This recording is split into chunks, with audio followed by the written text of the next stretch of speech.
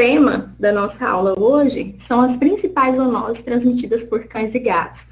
Lembrando, pessoal, que eu já citei várias dessas zoonoses aqui nas aulas, né, do Telesaúde, então eu vou fazer um apanhado geral, um resumão, e das que estão dentro das principais, as que eu não comentei, eu vou fazer um comentário mais aprofundado, tá?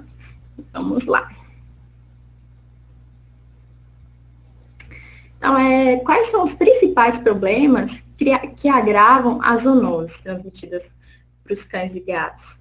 Principalmente quando você observa que o tutor, ele não consulta, né, um especialista, seja ele médico ou médico veterinário, né, para as orientações, prevenções e cuidados relacionados com as doenças transmissíveis, com as zoonoses. Então, o que a gente percebe? A gente percebe que muitas vezes o tutor ou, né, o humano em si, ele tem alguma doença, né, ele tem algum acometimento, e ele tenta fazer o tratamento em casa mesmo, né, por conta própria, e até mesmo dos seus animais. Então, não tirar dúvidas, não perguntar, não saber quais são as medidas preventivas para que esses animais peguem essas doenças, né, e os principais cuidados que tem que ter com seu cão e gato para que eles não tragam doenças para nós humanos também, é um dos principais agravantes que podem fazer com que as zoonoses ocorram, né, com que as zoonoses aconteçam.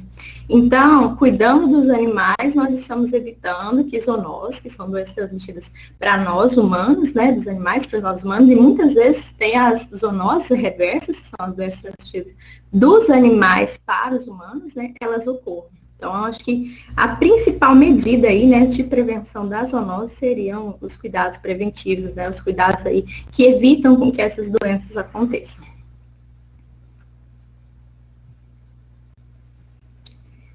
Quais são os principais carreadores dessas zoonoses? Através do pelo dos animais, né, a gente pode observar aí algumas doenças, como toxoplasma, muitas vezes pode ocorrer, doenças de pele, dermatofitose, pode acontecer de um cisto, ou às vezes algum ácaro tá ali, né, no pelo, um fungo, a dermatofitose, as sarnas, a saliva, principalmente por doenças infecciosas ou doenças neurológicas, doenças que têm aí um risco de transmissibilidade maior, né, por exemplo, a raiva, ela tem um risco muito grande aí de ser transmitida através do contato de salivas, né? As patas são carreadores de zoonoses também, né? As fezes, a urina, né, do cão, urina de rato, fezes seriam ali pela toxoplasma no gato, que eu já até comentei em aula também, né?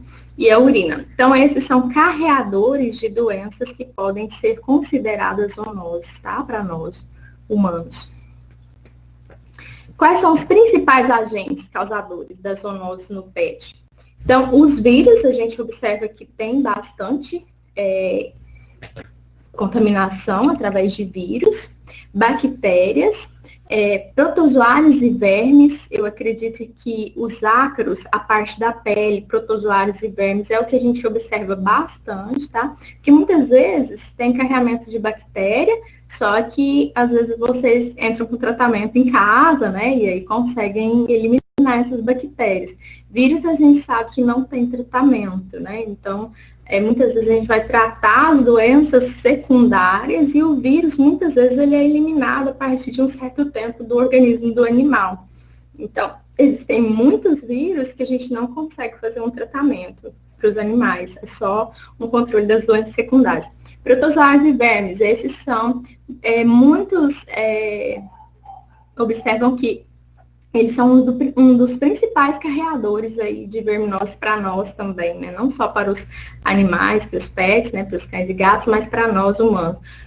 Eu vou citar aqui, a gente falou do bichiográfico, ele não é tão comum na nossa região, mas pode ocorrer, já estamos pegando casos, né, de bichiográfico no estado de Goiás, mas também tem algumas outras zoonoses, como, por exemplo, a giardia. Ela é uma zoonose, eu acredito que eu devo ter comentado um pouquinho na aula sobre o bichiográfico, que ela é um protozoário, né, transmitido aí para cães e gatos, e ela dá uma diarreia bem fétida, com bastante sangue, e a gente pode se contaminar com ela também, ali no contato, né, com esse animal, com as fezes, os cistos podem ser eliminados ali, e a gente se contaminar. Então, ela é considerada também uma zoonose. Os fungos, principalmente a dermatofitose, tá? É uma zoonose que não tem se falado muito, assim, que ela causa doença grave, porque é mais lesão de pele, mas incomoda bastante, coça bastante, e ela pode se alastrar muito se o paciente, né, o tutor que se contaminou, se ele tem alguma doença imunocomprometedora, tá? E aí crianças com imunidade baixa também, né, que não tem o sistema imunológico totalmente formado, elas também podem ter essas doenças, tá? Pegar essas doenças. Então, como que são transmitidas as doenças zoonóticas? Existem vários tipos de transmissão, né? Seja ela aerógena, seja ela por contato, ou seja ela por vetores. Aqui eu vou dar um apanhado geral para vocês, que seria principalmente os vírus através da transmissão aerógena, né? Então, eles são transmitidos pelo ar, através desses carreamentos que podem estar sendo inalados ali por animais, né? A gente cita como a vaca, a galinha, o porco, os cães, nós, né, seres humanos, podemos inalar vírus, a gente sabe que a pandemia está aí, né, está instalada, e aí é através da transmissão aerógena e através de secreções também. Vetores podem transmitir, né, agentes procedentes de animais infectados. Quem seriam esses vetores? Eu acredito que foi na primeira aula que eu ministrei aqui no Telesaúde, que eu falei sobre doença do carrapato. Então, o carrapato, ele é um vetor que transmite a hemoparasitose, né? Então, a gente observa que alguns vetores têm também a questão eu falei da doença de Chagas, né?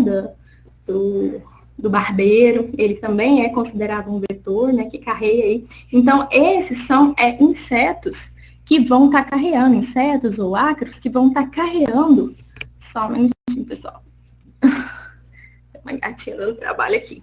Esses são insetos que vão estar carreando insetos ou protozoários ou às vezes ácaros, né, que vão estar carreando os agentes contaminantes dentro do seu interior, que ao picar ou sugar, né, o nosso sangue, eles vão estar transmitindo o agente aí. Pode ser bactéria, pode ser protozoário, por exemplo, a leishmania, né, ela é através da picada do mosquito. Então, são vetores que vão estar carreando não só para nós, como também para os animais.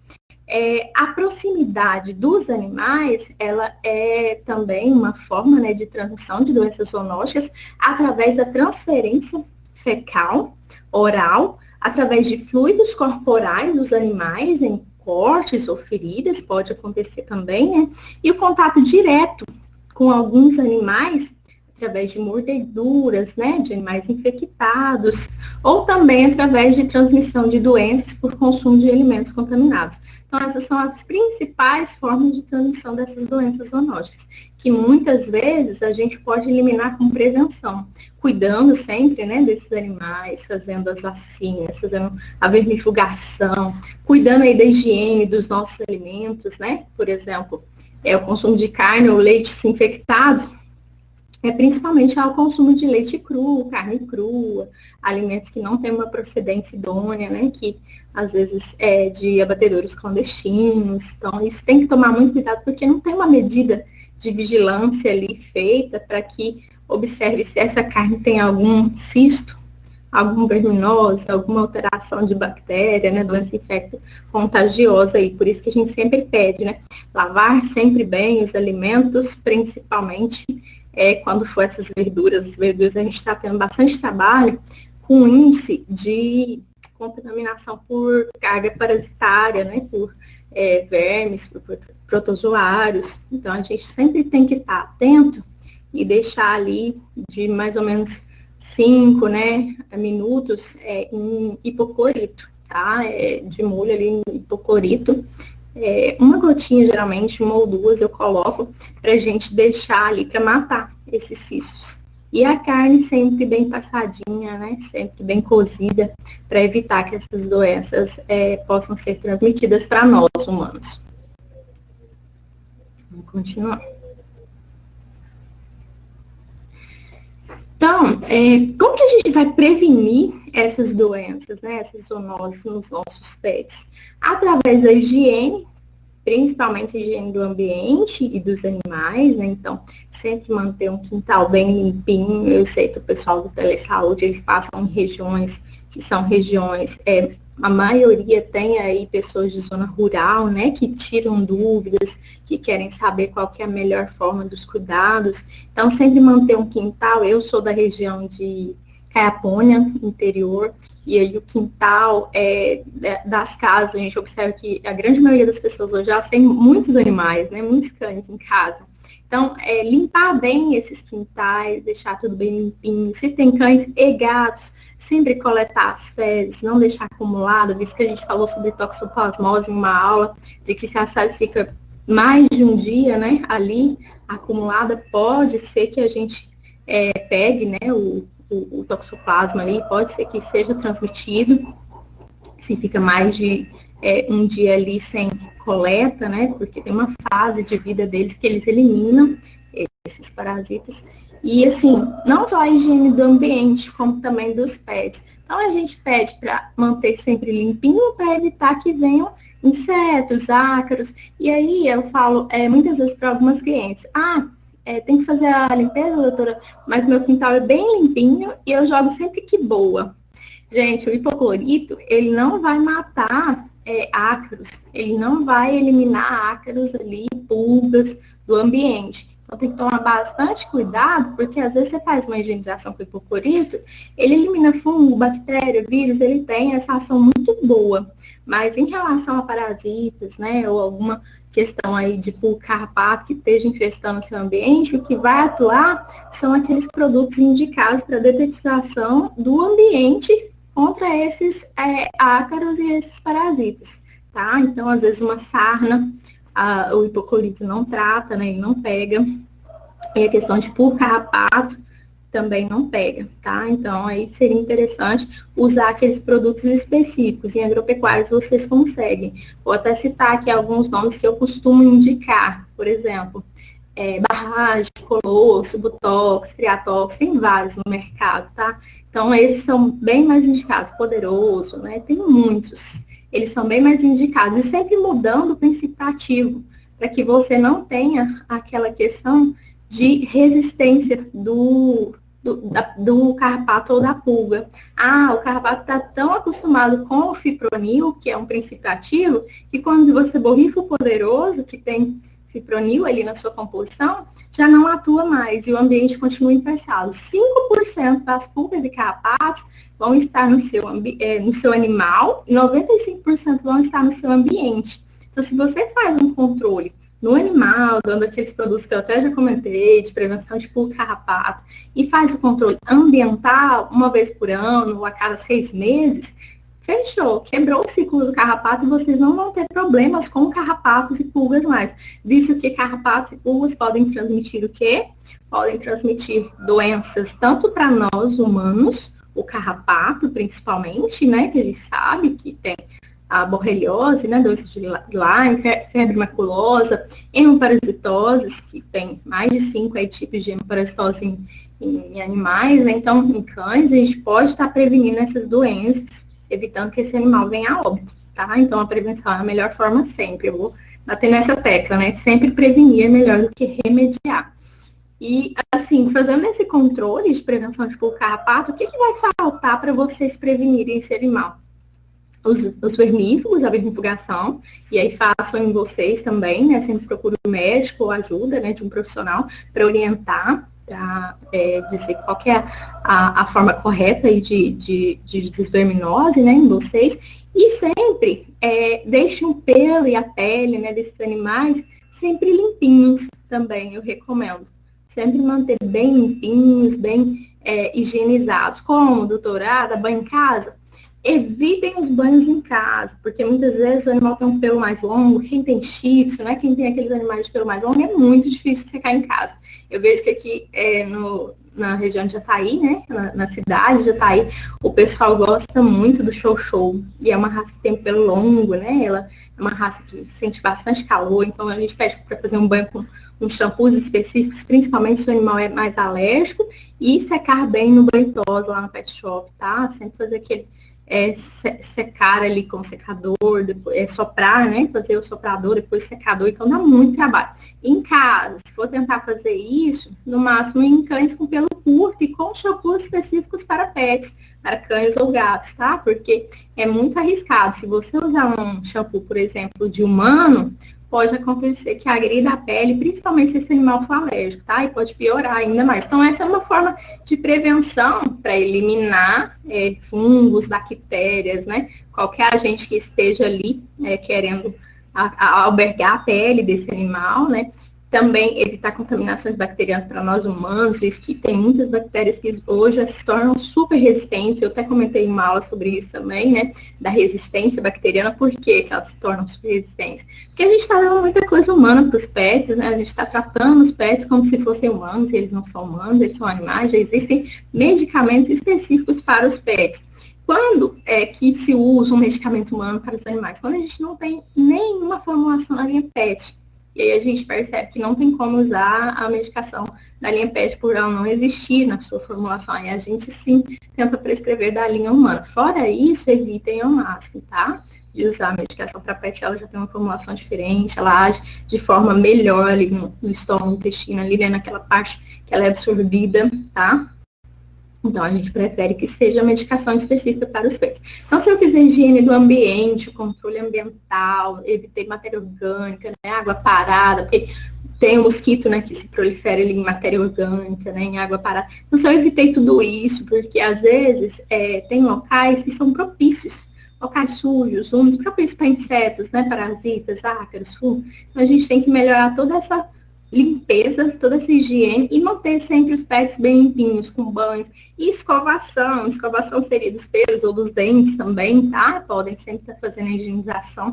Isso que hoje, com o uso de rações industrializadas, o acúmulo de tártaro, né, de ácaro, ou de placa, né, dentária, de tártaro, de placa dentária, ele tende a aumentar, né, bastante, tem ração mais predisposta, já comentei também sobre a questão da parte aí periodontal em uma aula com vocês, é sempre bom fazer a escovação diária, e as fezes e urinas sempre coletadas, né, não deixar ali, porque pode chamar muitos parasitas, muitos agentes para acarrear contaminações. As caminhas e o local onde esses animais vivem, sempre limpinhos. Quem gosta muito de ficar em caminha, pessoal, em ambientes mais sujos, né, que ficam ali com terra, é a pulga. Ela é mais rasteira, o carrapato é mais altura, frestinhas, paredes, locais altos. A pulga, ela gosta mais de ficar num ambiente rasteiro ali, próximo a onde o animal dorme, onde ele vive. Então, tentem sempre manter esses ambientes limpinhos, porque aí faz a detetização, que aí a gente elimina bem esses parasitas. Então, em relação a estas zoonoses que eu citei, as principais, né, que são transmitidas por cães e gatos, a gente tem a raiva como uma doença letal, aí que eu vou falar um pouquinho dela, tá? Ela é uma doença que é considerada zoonose, que ela acomete tanto os animais como nós, humanos também. A leishmaniose já foi dita, eu vou comentar aqui um pouquinho com vocês sobre ela, que ela é uma doença infecto parasitária, né, transmitida por um protozoário, e essa doença, ela pode se tornar letal para os animais? Pode, porque dependendo do estágio dessa doença, eles podem desenvolver infecções em vários sistemas, né? Não só na pele, como nos rins, no fígado, medula óssea, né? Linfonodos. Então, é uma doença que a gente considera como insidiosa, né? De caráter crônico, e muitas vezes ela pode acometer o animal após ele ser picado pelo mosquito, né? O mosquito palha, e transmitido ali o parasita, ele pode manifestar esses sintomas a partir de 3, 4 meses, né? Após a contaminação, mas ela pode ficar ali, né, insidiosa, ali, sem manifestações clínicas por muitos anos. Tem animais que ficam de 7 a 10 anos com essa doença no seu organismo sem manifestar nenhuma alteração. Às vezes, uma leve anemia no exame. Então, fiquem bastante atentos na questão da limpeza do ambiente. Regiões endêmicas têm que manter sempre prevenção, não só regiões endêmicas. Eu já falo protocolo para todos os pacientes que eu atendo, mas foquem bastante nas regiões endêmicas, a prevenção ainda maior. Como que faz a prevenção? Foi dito na aula de leishmaniose. Coleiras, vacinas, repelentes, né? Sempre usar na gente, quando for também nessas regiões, principalmente, né? Usar repelentes e nos animais a gente tem a opção da coleira, já previne, né, do mosquito, evita que o mosquito sugue esses animais, esses cães, esses gatos. Já existem coleiras para cães e gatos, isso é maravilhoso. O mercado pet ele tem crescido e evoluído bastante. E também a gente pode fazer a prevenção com pipetas, que é aquele líquidozinho que derrama na nuca, tá? Esses são os purons. Então, esses são indicados também, só que dura um mês, e se der o banho, ele sai, né? Então, eu recomendo sempre a vacina. Nunca que a vacina vai ser 100%, né? A gente sabe disso. A cobertura não é tão boa. Eu prefiro mais a coleira do que vacinar, porque tem alguns pacientes que sentem bastante dor, tá, ao vacinar. Mas temos a opção da vacina também. Como que faz isso? Sempre tem que estar negativo, fazer sorologia e exame para ver se não tem leishmania. Não tem leishmania, o animal não apresenta nenhum sinal e não tem leishmania, aí a gente já faz toda a prevenção certinha. Quer fazer vacina, são 3 doses a cada 21 dias. Quer usar coleira, a partir de 3 meses de vida, já pode usar a coleira repelente aí. Leishmaniose é uma doença que eu não gosto muito, tá, pessoal, de atender. Eu fico um pouco triste, porque muitas vezes a gente pega em um estágio bem mais avançado, porque de acordo com o Brasileixo, a gente segue ali a regra de qual é o estágio que o animal se encontra. Então, por exemplo, se ele está em estágio 4, ele está no último estágio da doença, ela já está muito avançada e não tem muito o que fazer. Hoje, graças a Deus, no Brasil, a gente sabe que tem o tratamento específico para a leishmaniose canina, que é a questão da mintefusina, né, que é o mintefurano. Então, essas são medidas aí que a gente dá um salto maior, né, porque antes era proibido o tratamento da leishmaniose para cães e gatos, né, no país, né, no Brasil, e aí tinha que exportar, tinha que trazer de fora. Então, a gente tinha que tratar, muitas vezes veterinários tratavam ilegal, né? Era de forma incorreta, para manter o bicho vivo. E assim, hoje, graças a Deus, já tem essa medicação e a gente fica muito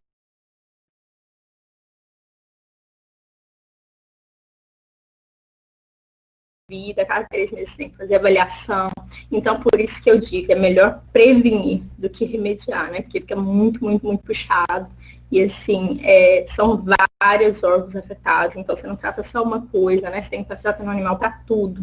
São muitas medicações, é bem sofrido. Então, regiões endêmicas, quais seriam, doutora? Eu vejo aqui nas nossas regiões, né, no entorno. Aqui eu percebo, quando eu estive em Goiânia, eu atendia bastante pacientes de Edeialina, Barra do Garça, tinha colegas de Caldas Novas que comentavam que pegava bastante caso de leishmania também, né?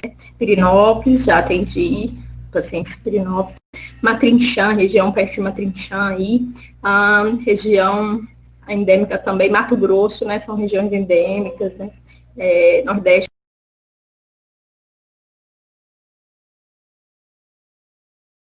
Que tem ali matas, né, lagos, matéria orgânica em decomposição, fiquem atentos, tá?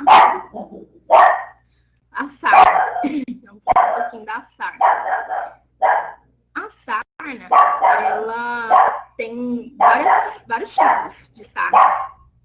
E aí, o que acontece? Quando você fala em zoonoses, a principal ali que vai acometer não só os animais, como nós humanos também, é a sarna sarcóptica, que é aquela sarna que dá coceira pronunciada. Eu já peguei sarna sarcóptica em um atendimento, tá? Mesmo com jaleco, mesmo com luva, às vezes tem algum resquício de pelo, alguma coisa que o ácaro tá ali, né, grudadinho, e ela começou a vir uma coceira nessa região. Observem que a região do pescoço, ela não tá protegida, né? Mesmo que o jaleco venha aqui, nessa linha aqui, né? Se você passou alguma mão ali que já está contaminada, eu lembro que essa paciente, antes de eu consultar, ela já veio, deu um pulão em mim, né? Eu não sei que eu fiz que realmente fui contaminada aqui nessa região. Gente, coça muito, coça muito. Eu acredito que alguns de vocês já tenham pegado nessa prática. E tem tratamento, sim, mas vocês devem sempre ir para cada especialista específico. O dermatólogo, né, o médico veterinário, o dermatologista de cães e gatos atender esses pacientes, né, e o médico atender a parte específica, ou o dermatologista a parte específica de humanos, evitando sempre a automedicação, tá, pessoal? Eu sempre foco nessa tecla da, automedicação. Evitem sempre essa automedicação, porque muitas vezes a gente pensa que é uma coisa e é outra. Aí você está usando um produto que não tem ação para aquele tipo de agente que está ali em você, tá? As sarnas a gente elimina bem em animais com controle dessa questão da higiene desses pacientes, né? Imunidade, ambientes muito aglomerados, que tem animais infestados, né? Esses ambientes têm predisposição, e pessoas que vivem em ambientes mais carentes, que têm condições precárias de higiene, né? Também a gente observa que a contaminação ocorre em toda a família, muitas vezes, né? E aí não tem a orientação adequada por um profissional da saúde, isso pode se alastrar e aí, né, ser uma sarna generalizada, cometer todo o corpo. Então, sempre que começou uma lesão única, bem pequena, eu recomendo sempre procurar o profissional para trocar uma ideia e já começar a fazer alguma avaliação, um exame, né, para se medicar e não se automedicar. O bicho geográfico, eu comentei com vocês, a gente deve ficar sempre atento em relação a questão da contaminação de vermes, né? Vermes intestinais. Então, se você tem alguma ferida, alguma porta de abertura aí que esses vermes possam estar adentrando, fique atento, cubra muitas vezes, dependendo da ferida, né? O local, porque vocês podem estar se contaminando por alguma abertura, uma porta de abertura que o verme entra e aí é horrível. Já ouvi vários relatos de quem teve, né? Bicho geográfico, humano que teve, e ela pode ser transmitida para os animais também.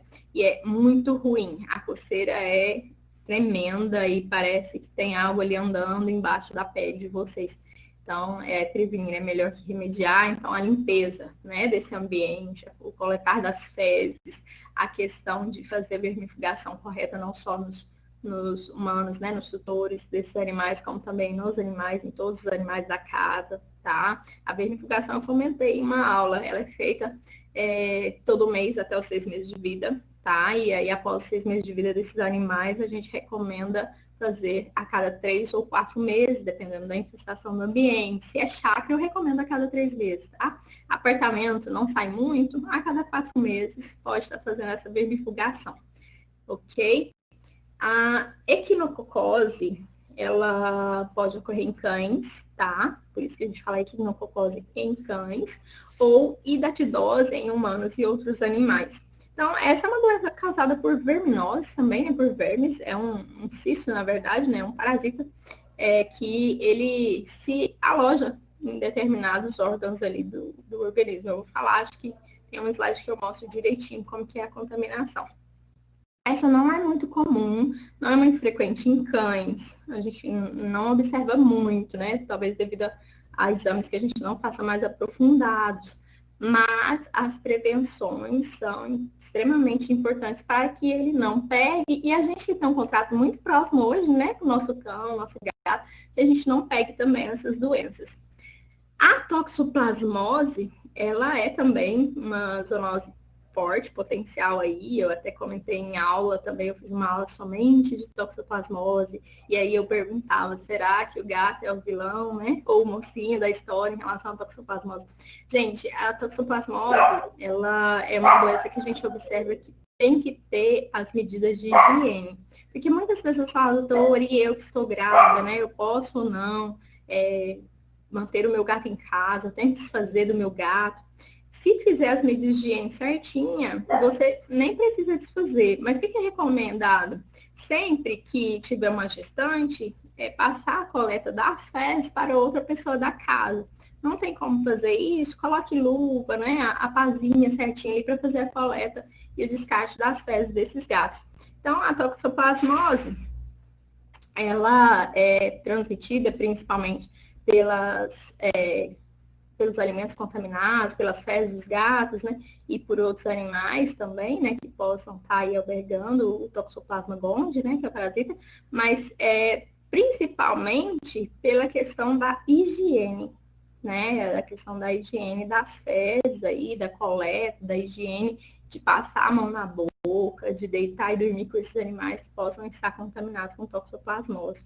Então, tem que sempre fazer sorologia, é o recomendado, tá? Para esses animais. Não consigo, doutora, é muito caro a sorologia e ninguém faz. Beleza, então faça as medidas de higiene, tá? Sempre previna uma caixinha de areia para cada gato, né? Sempre eu recomendo trocar todos os dias, evitar que deixe muitos dias essas fezes acumuladas.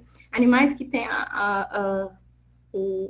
o problema de coprofagia, né? Que tem essa alteração de coprofagia, que comem as fezes, podem também se contaminar.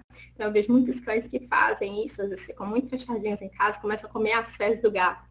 Tem grande chance deles pegar a toxoplasmose e aí pode passar para a gente, também pode, tá? Então, fiquem atentos em relação a isso. Alimentos também podem carregar toxoplasmose, tá? Então, assim, a gente não pode colocar a culpa no gato, não, tá? Porque ele elimina a toxoplasmose bem rara, é uma vez por ano, praticamente, assim, nas fezes se são eliminados. Então, assim, a questão maior você é tutor e dono desse gato, você cuida direitinho. Mas e aqueles coleguinhas que são errantes, né, que vêm das ruas e começam a se aproximar das nossas casas, que vocês cuidam às vezes, pelo menos com água e ração. Esse é o nosso principal foco aí de transmissão da toxoplasmose para nós humanos, porque muitas vezes algum resquício ali que ficou, ou contaminação a limpar seu quintal com as fezes, entrou em contato, alguma coisa nesse sentido, pode ocorrer a transmissão sim.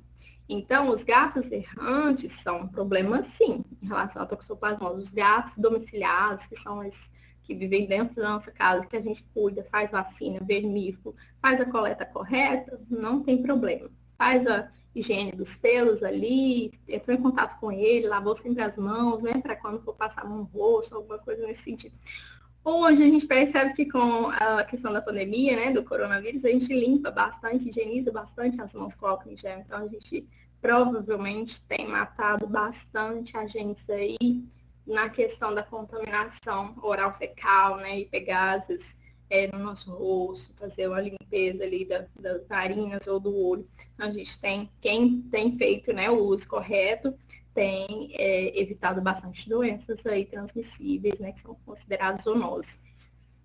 A esporotricose, eu comentei uma aula de doenças fúngicas, e assim, é um fungo bastante alastrante aí na pele também desses animais, né, ele causa doenças que pode acometer não só a pele, como os outros órgãos também, é o Sporotrix chancre, né, que a gente fala, e sempre evitando aí o contato com animais que possam ter alguma lesão suspeita, principalmente os gatos, tá? É uma doença que acomete bastante os gatos, que eles têm aquele hábito de ficar ali andando no quintal e às vezes tem alguma arranhadura, algum local neles, alguma lesão que possa estar sendo carregado o fungo ali. Então, a gente vê que o gato gosta de andar em tudo quanto é lugar, né? Então, ela pode ser transmitida ali, às vezes, por esporos que estejam no ar também, no ambiente. Então, a gente fica bastante preocupado, porque ela pode ser transmitida para a gente. O animal ali que foi contaminado, ele pode passar para nós humanos. A pele, às vezes, é um dos sinais clínicos principais aí, que já vem mostrando que o gato possa ter. Então, quando for resgatar, tem uma questão que eu esqueci, estou aqui falando com vocês, que seria do resgate, né, de animais de rua, animais errôneos, que aí vai para um abrigo, ou para alguma ONG, ou alguma pessoa vai tutoriar esse animal até conseguir uma doação, né, uma doação que seja responsável.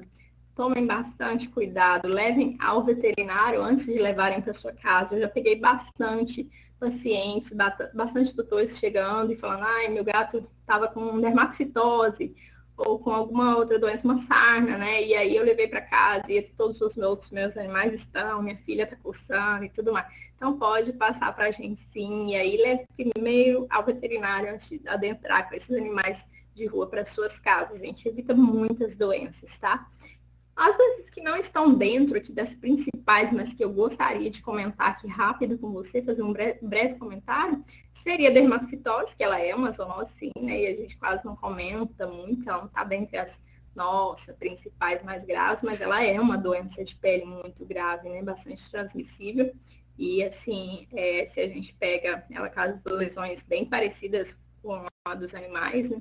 Às vezes tem lesões arredondadas, começam a coçar, principalmente pessoas imunocomprometidas, ou pessoas que têm uma imunidade mais baixa, né? Ou pessoas que às vezes nunca pegaram, porque eu já peguei também, né? Dermatofitose, e assim, coça bastante, né? Irrita bastante, né? Procurar um profissional da área, né, humana, para tratar essas doenças de pele, e um profissional da área de animais, né, um veterinário, um dermatólogo, para tratar essas doenças de pele nos animais, porque elas se alastram muito. A gente observa bastante em filhote, mas pode ocorrer em animais adultos ou idosos também, pode ocorrer, tá? É uma doença fúngica que coça bastante, né, e o fungo começa a fazer lesões crostosas ali, às vezes com lesões circulares, né, com formato arredondado. A gente ficar bem atento, porque muitas vezes a gente tem que entrar com antifúngico oral, que lesiona bastante o fígado, né? O antifúngico é bem forte, então a gente tem que ficar bem atento a essas questões de lesões de pele. Nunca automedicar ou passar álcool. Gente, quando tem fungo, eu vejo muitas tutoras, né? Muitas pessoas chegam para mim e falam, eu tava passando uma pomadinha, né? E aí resolveu um pouco, mas não melhorou. Então, pomadas para tratamento do fungo, só se for um fungo que tenha uma única lesão e que o animal não possa tomar nada oral. Aí a gente começa a fazer um protocolo dessa forma, né? Talvez tenha uma resposta boa. Eu tratei apenas um animal com pomadas antifúngicas, mas ela é da área de veterinária, a pomada. E que foi bem, porque esse paciente tomava muita medicação oral, ele tomava gardenal, ele tomava outras doenças. Tinha outras doenças, né? Agora, na questão de dermatofitose generalizada, eu peço para sempre fazer o acompanhamento com o veterinário ou dermatologista, porque o protocolo é bem diferente, tá? A leptospirose também aqui não está enquadrada dentre as principais zoonoses, né? Não enquadrou aqui nessa lista, né, que eu peguei, mas tem alguns trabalhos que já colocam ela como uma das principais. Só que por que ela não está enquadrada? É porque ela não é uma zoonose que é diretamente transmitida do animal para o humano, né? Muitas vezes tem um vetor aí, tem um carreador aí que ele está no ciclo, que é um hospedeiro intermediário, né? Que a gente fala muito. Seria o rato, mas ela do cão pode ser transmitida para nós humanos? Pode. Então, eu coloquei sim como uma zoonose, né? Que é transmitida de animais para nós humanos. Então, por exemplo, tem o hospedeiro, né? Que é o rato. Ele seria o hospedeiro definitivo, né? E não o hospedeiro intermediário. E aí, talvez os outros animais se enquadram dentro dos hospedeiros intermediários. Então, é ele que vai estar albergando ali a leptospira, né? Vários tipos de leptospira existem. Leptospira no seu organismo e ele podem estar sendo eliminadas, né? Principalmente na urina, tá? E o cão também vai poder eliminar essa leptospira na urina, pela urina também. Então, a gente fica bastante atento aí, porque qualquer lesão, qualquer corte, qualquer sinal que você tenha, se você entra em contato, então, quando a gente está ali manipulando um animal com leptospirose na parte da internação ali da clínica, né, a gente tem que tomar todos os cuidados, porque a gente pode se contaminar também ali. A gente corre bastante risco, tá? Então, sempre fazer o controle desses insetos, desses parasitas, né, desses animais, e para evitar a proliferação de ratos, deixar o ambiente o mais limpo possível, evitar comidas ali que sejam comidas de resto, que eles adoram, onde tem comida, água e escuro, né? Locais escuros, bueiros, né? Eles nadam, eu até falei na aula, né, que eu comentei sobre doenças transmitidas por ratos, eles nadam muito, né? Eles são excelentes nadadores, os ratos. Então, eles vão aonde a gente está. Eles sempre nos acompanharam. Os ratos sempre acompanharam os seres humanos. Eles estão ali onde a gente está, onde tem os animais também. A mordedura do rato pode causar doenças, pode causar infecções bacterianas graves, como também a questão da bactéria, né, Leptospira, que pode estar sendo transmitida aí através da sua urina também. E alguns ratos podem transmitir outras doenças, então a gente sempre tem que estar eliminando esses vetores, né, tem que estar deixando o nosso ambiente mais limpo, as rações bem tampadinhas, não deixar a ração na vasilha, colocar somente quando o cão fosse alimentar ou quando o gato fosse alimentar, e sempre vedar, fechar os pacote de ração, ou às vezes o recipiente que você guarda a ração, não deixar a água muito tempo ali, né, parada, poças de água. Então, sempre focar na higiene do ambiente, que a gente evita com que esses agentes possam ser transmitidos através de carreadores, tá? Aqui eu acredito que a gente comentou sobre todas, né? E aí vamos ver agora.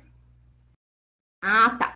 Lembrando que a Covid-19, ela ainda, né, não foi classificada como uma zoonose, mas já existem trabalhos de que os animais estão sendo contaminados pelos seus tutores. Sim, já existem trabalhos, né? A gente tem alguns trabalhos, acho que teve até pergunta no Telesaúde sobre isso. Assim, não tem uma classificação ainda, porque é uma doença muito nova, né? Eles estão fazendo estudos, suspeita que seja através do morcego lá da China, né? Que tudo começou, mas não tem ainda nada certo, nada concretizado, tá? Mas tem algumas literaturas, alguns trabalhos que já estão observando que o tutor que tem Covid, né, que tem a doença Covid-19, que alberga ali o vírus, né, SARS-CoV-2, ele possa estar carreando, né, estar eliminando esse vírus e transmitindo aí para os animais, e não o contrário, vice-versa, o animal transmitindo para nós humanos, tá? Mas assim, ela não é uma zoonose, ela não é considerada uma zoonose em relação ao humano e os seus animais de estimação. Mas vamos ver como que eles vão classificar no futuro essa doença, tá bom? Então, essa é uma interrogação que a gente deixa aí. Então, a raiva, vamos lá. Então, o que é a raiva, né? O que é essa doença tão perigosa, tão letal, né? Ela é uma doença causada por um vírus, tá? E ele geralmente é um vírus letal, uma vez que ele atinge o sistema nervoso, tá? E os primeiros sinais clínicos aparecem entre 3 a 8 semanas, esses animais, por exemplo. E, assim, muitas vezes a gente observa que esses animais que pegam essa doença, ele já logo manifesta esses sinais clínicos. E quais seriam eles? Tem manifestação de irritação e excitabilidade, o animal fica muito agressivo, né? Conservação excessiva, dificuldade de engolir ou andar. Por quê? Porque muitas vezes, quando já está num estágio mais avançado, que seria a parte neurológica, a parte nervosa, aí já começa a paralisar tudo, né? Então ele não consegue engolir, paralisou ali aquela musculatura da deglutição, né? Paralisia muscular, não consegue andar e começa a travar. Tem um relato que eu observei que em 2014, aí em Goiânia foi diagnosticado, mas não sei se tem mais algum recente, não olhei na literatura, mas aí em Goiânia teve um caso de raiva canina em um paciente de 3 meses. E aí, qual que foi a suspeita, né, dos profissionais da área da saúde? Que essa raiva tenha sido transmitida porque na casa onde esse pacientinho morava era com bastante árvores frutíferas, e os morcegos, provavelmente, ela observava que tinha bastante fezes, né, de morcego há um tempo, e ela disse que depois deu uma controlada, provavelmente ela usou algum produto, né, tem vários aí no mercado, ela usou e aí eles foram sumindo, mas estava indo bastante ali, morcego, e pode ser que, às vezes, o cão entrou em contato, né, com algo ali que, ou fez alguma coisa ali, ou alguma secreção, e às vezes até os morcegos possam ser sugadores hematófagos também, né? Tem que tomar bastante cuidado. E eles transmitiram, pode ser. Então, eles iam fazer exames para confirmar essa questão da raiva nesse paciente, e aí o outro animal da casa já estava sendo vacinado também. Quando fala em questão de raiva, pessoal, qual que é a forma de prevenção? Seria prevenção e controle, né? Seria principalmente de vacinação, tá? Porque se você fizer a vacina, ela vai prevenir com que esse animal contraia a raiva, porque ele vai desenvolver anticorpos, né? Vai ter uma imunidade aí de resposta vacinal contra essa doença. Então, a gente recomenda fazer a vacina. Existem as vacinas importadas, que são feitas, né, no consultório veterinário, mas também existem as vacinas da campanha, que são as vacinas do governo. Ah, essa vacina não é muito ruim, né? Muita gente fala, doutor, mas essa vacina não é muito ruim. Pessoal, eu acredito que, como é uma vacina testada, né, e comprovada, ela tem uma resposta boa, sim. A questão é que, se você leva muito tarde, eu observo que nessa questão de campanha de vacinação, dependendo do postinho e do dia que esteja muito quente, a gente pode perder um pouquinho a eficácia de acordo com a temperatura. Mesmo que eles deixem ali conservado direitinho, são muitos animais que estão sendo vacinados e a troca ali, né, é feita, e aí muitas vezes não tem um controle da temperatura. Então, esse que é o meu receio em relação à temperatura. Será que essa temperatura está sendo mantida? Tá? Então, assim, eu sempre peço para minhas pacientes que não têm muita condição de fazer uma vacina importada, disso que eu não acho tão cara, é uma vacina em torno de 30 a 40 reais no consultório, que façam principalmente na primeira hora do dia, né, na parte da manhã, para que ocorra tudo bem. E outra questão que pode prejudicar bastante a vacinação desses animais, que às vezes vocês podem suspeitar da vacina, e muitas vezes não é a vacina do governo que causou, é que animais vão ser vacinados e eles vão para os postinhos de vacinação e para os pontos doentes. Ele já tem alguma doença incubada ali, que não tem manifestação clínica tão grave, né? Às vezes está com uma hemiparasitose, ou com uma verminose, ou com uma sinomose, uma parvovirose, às vezes o animal está com alguma doença e ele nunca vacinou de nada. Nunca vacinou nem das doenças virais, né? Que são as vacinas que tem na D10 aí, e nunca vacinou de raiva. E aí ele vai para tomar essa vacina, o organismo tem que responder, né, com anticorpos para poder produzir uma resposta. E aí, de repente, o animal baixa muito a imunidade e ele já está comprometido com alguma coisa. Então, isso pode ser uma das principais causas de alterações aí e de preocupações, né, de nós, veterinários, que muitos animais, após a vacina da campanha, eles chegam para a gente. Eles chegam para a gente, muitas vezes, debilitados, né, e alterados. Por quê? Porque eles nunca tinham tomado vacina, nunca tinham consultado, nunca tinham feito nenhuma avaliação, e vai fazer um diagnóstico, né, vai fazer um exame para fechar um diagnóstico, quando não tinha alguma doença. Aí não foi a vacina da campanha, né, o problema foi porque o animal era doente e foi ser vacinado doente. Então, eu jamais vacino um animal doente. Se suspeita que seu cão tem alguma, seu cão ou seu gato tem alguma alteração, tem outra questão também, que muitas vezes eles levam gatos prenhes e não avisa, né, ou às vezes esquece de falar que a gata estava prenha e ela é vacinada. Isso é um risco muito grande também, né? Pode até acontecer aborto, né, desses fetinhos. Então, tome bastante cuidado, cuide, observe a questão da prevenção, faça todo o controle aí vacinal, de quanto em quanto tempo eu tenho que vacinar contra a raiva, doutora. É sempre recomendado fazer uma vez por ano, tem uma cobertura excelente, tá? Então, faça agora, quando filhote, e depois de ano em ano, por toda a vida, por toda a vida. Muita gente fala, eu vacinei aquelas, doutora, do início, quando ele era filhote. Nunca mais vacinei. O animal tem 10 anos. Eu, como assim? Tem 10 anos e nunca mais vacinou. Então, sempre fazer as coberturas, tanto de vacinas para prevenção de doenças, que seria a V8 ou V10, né? Quanto para as vacinas de prevenção da raiva. Tá? O risco de transmissão é alto, ela é uma doença letal, pode ser transmitida. Eu vou falar ali o ciclo para vocês na imagem, tanto para nós humanos, para outros animais, para cães e gatos, tá? E o tratamento, não existe tratamento, tá? Então, não tem tratamento da raiva, como ela é um vírus, não é um vírus letal. Então, o que a gente recomenda? Prevenir. Prevenir é melhor que remediar sempre, tá?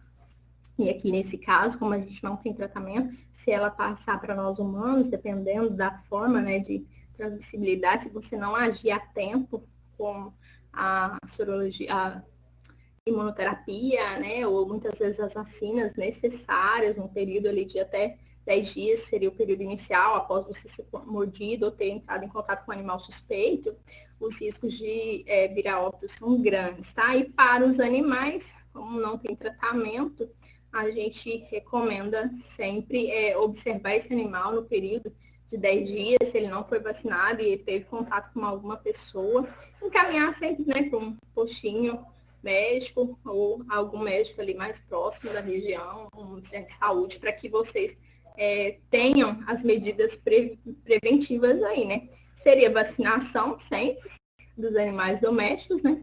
Controle dos morcegos hematófagos, observar se cães e gatos que tiveram mordeduras ou foram mordidos, né? As pessoas que eles foram mordidos ali, deixar eles em observação por 10 dias. Não apresentou nenhum sintoma, o humano, o tutor não apresentou, a pessoa que foi mordida não apresentou nenhum sintoma durante 10 dias, não vejo necessidade de vacinar.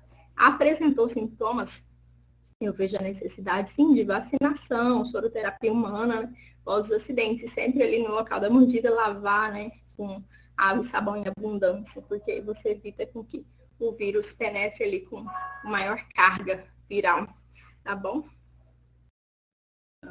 Vamos lá. Tá, e aqui seria o ciclo, né, da transmissão da raiva, né? Então, ela tem várias agentes ali que ela pode estar sendo carreada, né? O vírus pode estar sendo carreado. O ciclo aéreo, que seriam os morcegos hematófagos, eles podem estar transmitindo tanto para os humanos como para os animais. O ciclo rural, a gente já viu bastante raiva, né, em bovinos, e tem regiões que são endêmicas, né? Para os macacos, para os animais silvestres, né, como lobos, e ela pode estar sendo transmitida dos animais silvestres para os humanos, ou até para os animais domésticos, tá? Que seriam os cães e gatos.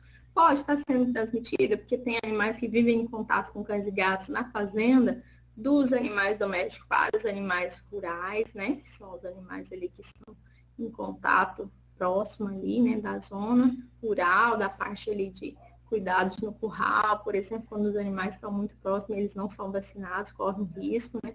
Dos animais domésticos para os humanos, através principalmente de saliva, mordedura, né? Pode acontecer também. Então, é um ciclo que não tem um controle específico, porque vejam um tanto de vetores aqui, né? Que podem estar carregando essa doença. E ela é considerada uma zoonose gravíssima. Então, existe a vacina para os animais, né, para os cães e gatos. É interessante fazer, sim, a prevenção, né? E sempre cuidar do ambiente para que esses animais, eles não tragam, né? Não carreguem essas doenças para nós.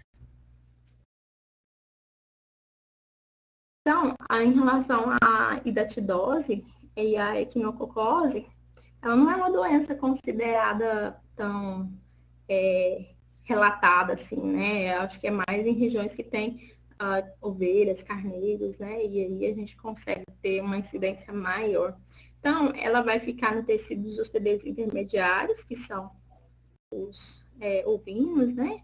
E eles são ingeridos por cães e gatos. Então, muitas vezes, eles liberam nas fezes, né? Esses parasitas. E aí, os cães ingerem esses vermes crescem ali no intestino do cão, eles viram proglotes que são liberados nos ovos desses cães. Aí, sendo liberados nos ovos, pode voltar o ciclo para essas ovelhas, né? Para os hospedeiros intermediários que vão ingerir ali através da pastagem, ou muitas vezes esses cistos podem ser ingeridos ou às vezes entrar em contato com os humanos. Eles ingerem os ovos e desenvolvem a hidatidose, principalmente na musculatura, né, do fígado ali, cisto hidático, que a gente ouvia falar muito no período de universidade, a gente ouve muito isso, mas assim, a gente quase nunca pega, né? Acho que o diagnóstico não está sendo feito, mas eu acredito que quem está nessa área de parasitologia tem observado bastante, tá? Principalmente em animais de grande produção também, né? Em ovinos e bovinos, a gente ainda consegue. Então, a equinococose, ela seria o nome da doença para os cães, e hidatidose para os humanos e outros animais. São as nossas referências. E é isso, pessoal. Eu espero que eu tenha conseguido passar um pouquinho, né, dessas principais zoonoses, que muitas eu já tinha comentado. Hoje eu falei mais aprofundado da raiva, da prevenção, né, da vacina, que a gente sempre está tem que estar fazendo aí o controle, né? Não só ambiental, mas o controle nesses animais, a higiene e as medidas preventivas, elas vêm só para nos ajudar a evitar com que essas doenças ocorram, tá? Se vocês tiverem alguma dúvida, eu estou aqui, né, disponível. Se não, meu muito obrigada.